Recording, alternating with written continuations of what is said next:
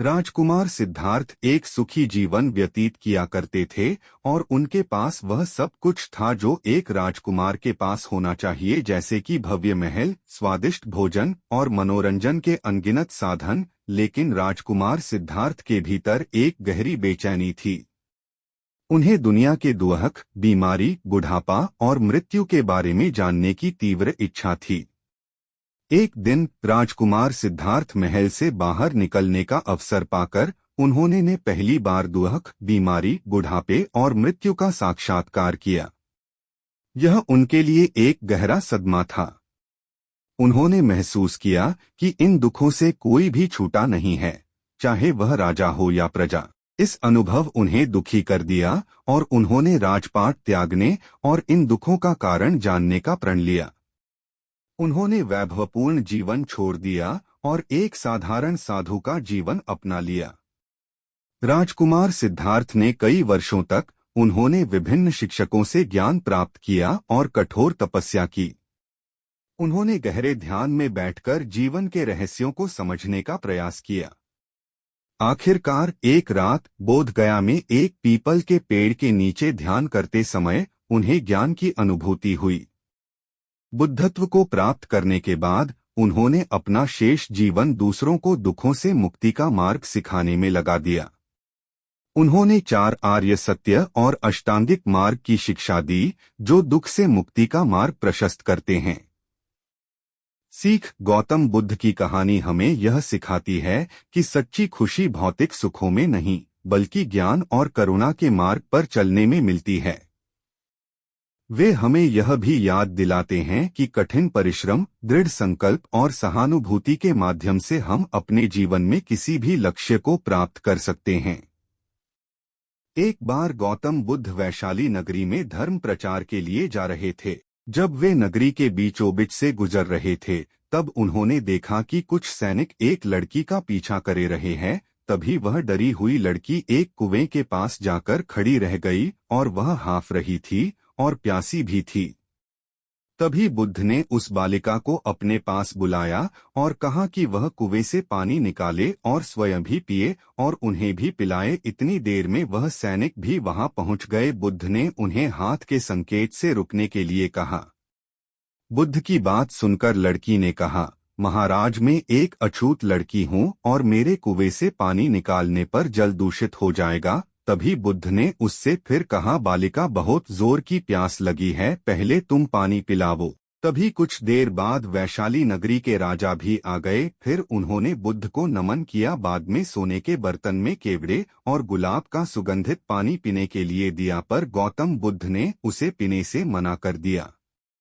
बुद्ध ने एक बार फिर बालिका से अपनी बात दोहराई। इस बार बालिका ने साहस के साथ कुएं से पानी निकाला और स्वयं भी पिया और गौतम बुद्ध को भी दिया। और पानी पीने के बाद बुद्ध ने बालिका से उसके भय का कारण पूछा। तब उस बालिका ने बताया, मुझे सयोंग से राजा के दरबार में गाने का अवसर मिला था और राजा ने मेरा गीत सुन मुझे अपनी गले की माला पुरस्कार स्वरूप दी। लेकिन उन्हें किसी ने बताया कि मैं एक अछूत लड़की हूँ और यह जानते ही राजा ने मुझे अपने सैनिक को मुझे जेल में डालने के लिए बोल दिया। मैं किसी तरह उन सैनिकों से बचकर यहाँ तक पहुँच गई और आप मिल गए। इस पर बुद्ध ने कहा कि सुनो राजन, मैं चाहता हूँ कि आप मेरी इस शब्द को हमेशा याद रखें। कोई भी मनुष्य की पहचान उसके धर्म और जाति से नहीं, बल्कि उसके स्वभाव या उसके अच्छे काम से होती है। जिस बालिका के मधुर कंठ से निकले मधुर गीत का आपने आनंद उठाया, उसे पुरस्कार दिया, और जिसके कार्य इतने अच्छे हों वह अछूत हो नहीं सकती। और उस बालिका के साथ नीची सोच और छोटे कार्य करके अछूत होने का परिचय तो आपने दिया है। इसीलिए मेरे नजरों में यह बालिका नहीं बल्कि आप अछूत है। तभी राजा बुद्ध के सामने शर्मिंदा होने के अलावा और कर भी क्या सकते हैं। उन्होंने बुद्ध से क्षमा मांगी और वह से चले गए। सीख, इस कहानी से हमें यह सीख मिलती है कि कोई भी इंसान अपने कार्यों और कर्मों से बड़ा बनता है, बल्कि अपने धर्म या जाति से नहीं।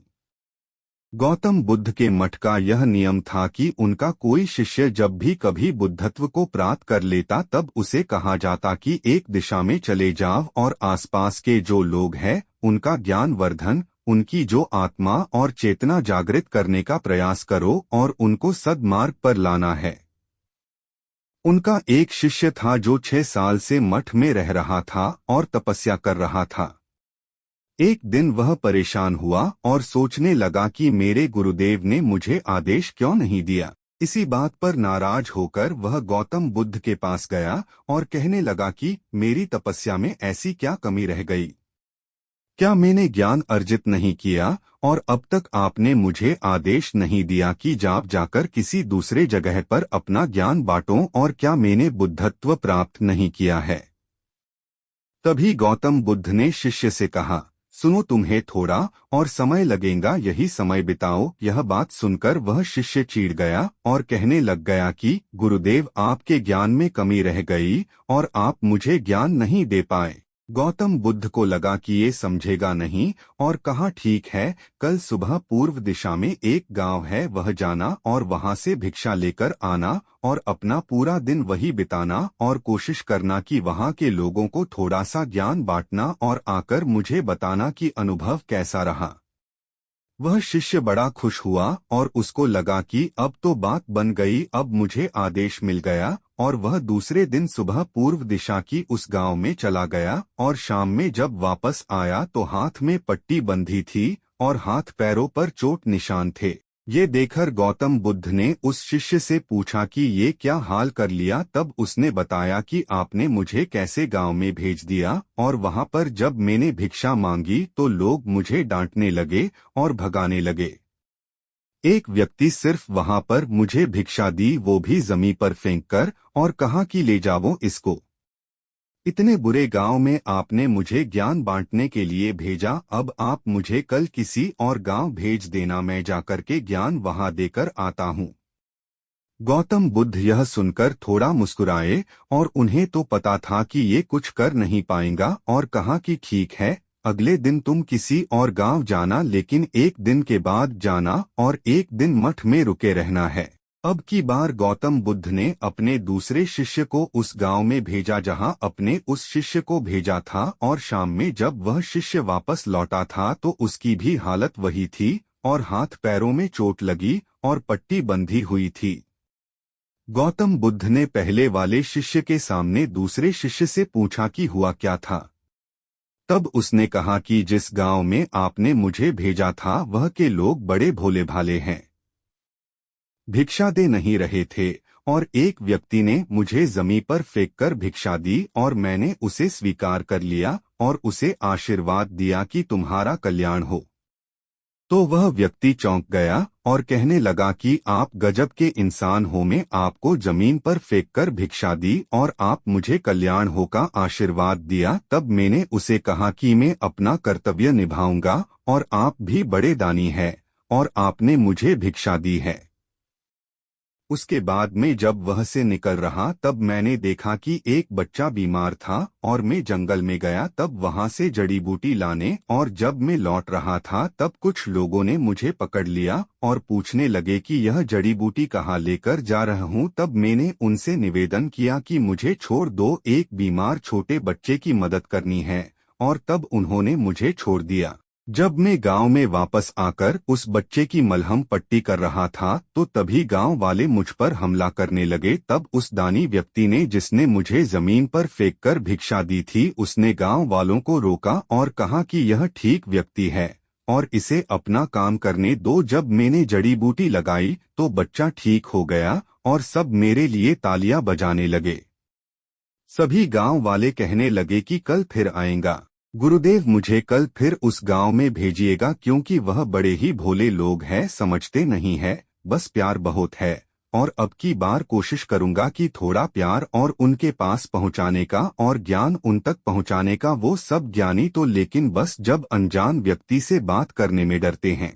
वो जो पहला शिष्य था जो एक दिन पहले उसे गांव में गया था वह सुन रहा था और समझ रहा था और गौतम बुद्ध की चरणों में गिरकर बोला कि गुरुदेव, कमी तो मुझ में ही थी। आपने ज्ञान तो बहुत सारा दिया, लेकिन मैं उसे आचरण में नहीं ढाल पाया और मैं अहंकार को ऊपर रखा और उसी गांव के लोगों को पहचान नहीं पाया और मार खाकर चला आया। और मार तो इन्होंने भी खाई, लेकिन इनका अहंकार मिट चुका है और ये समझ चुके हैं कि वह लोग भोले भाले हैं और हमें उनसे अलग तरीकों से व्यवहार करना होगा और ज्ञान को आचरण में ढालकर उन लोगों तक पहुंचाना होगा।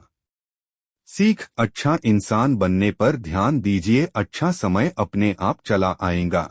हम अच्छा समय लाना चाहते हैं, लेकिन अच्छा इंसान नहीं बन पाते हैं और सारी गड़बड़ बस यही हो जाती है।